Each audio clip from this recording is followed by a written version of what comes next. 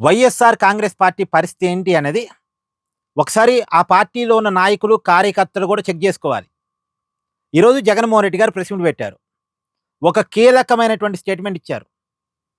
ఆంధ్రప్రదేశ్ రాజధానిగా మావిగానే ఉండాలి అనేది వైసీపీ ఆలోచన. అమరావతి కాదు, మావిగానే ఉండాలి అనేటువంటిది. అమరావతికి సపోర్ట్ చేసే వాళ్ళు టీడీపీ కోటేసుకోవచ్చు.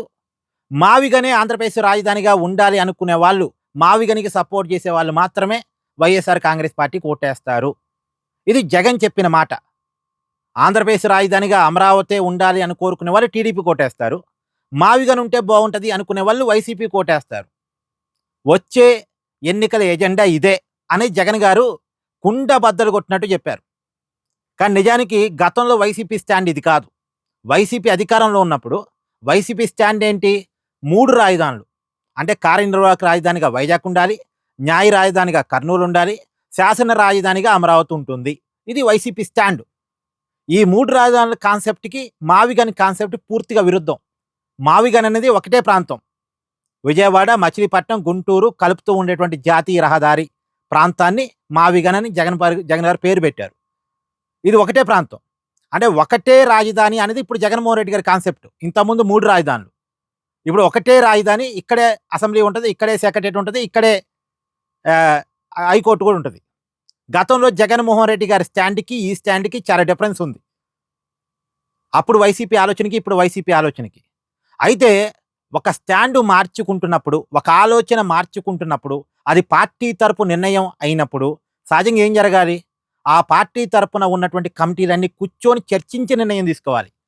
ఆ పార్టీలో ఉన్న రాష్ట్ర నాయకులు, ఎమ్మెల్యేలు, ఎమ్మెల్సీలు, రాష్ట్ర కమిటీ, కేంద్ర కమిటీ, స్టీరింగ్ కమిటీ, జిల్లా కమిటీలు, ఈ కమిటీలన్నీ కలిసి కూర్చొని ఇగో మన రాజధాని విషయంలో మన ఆలోచన ఇది, మీరేమంటారు అని చెప్పేసి అందరి నాయకులతో వాళ్ళ అభిప్రాయాలు కూడా తీసుకొని వాళ్ళందరినీ కౌన్సిలింగ్ చేసి వాళ్ళందరినీ ఒప్పించి వాళ్ళందరి ఆమోదంతో తీసుకోవాల్సిన నిర్ణయం ఇది.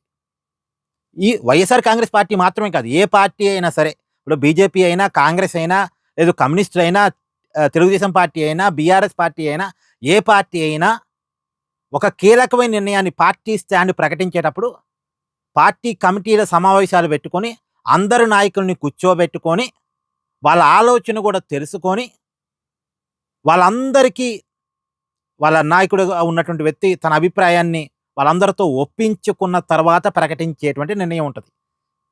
కానీ ఇక్కడెక్కడా కూడా ఆ వైసీపీలో జరగలే. ఇప్పుడు జగన్ తన ప్రెస్ మీట్లో ఒక్కడిగా చెప్పాడు, కానీ ఒక్కడిగా చెప్పాల్సిన నిర్ణయం కాదది.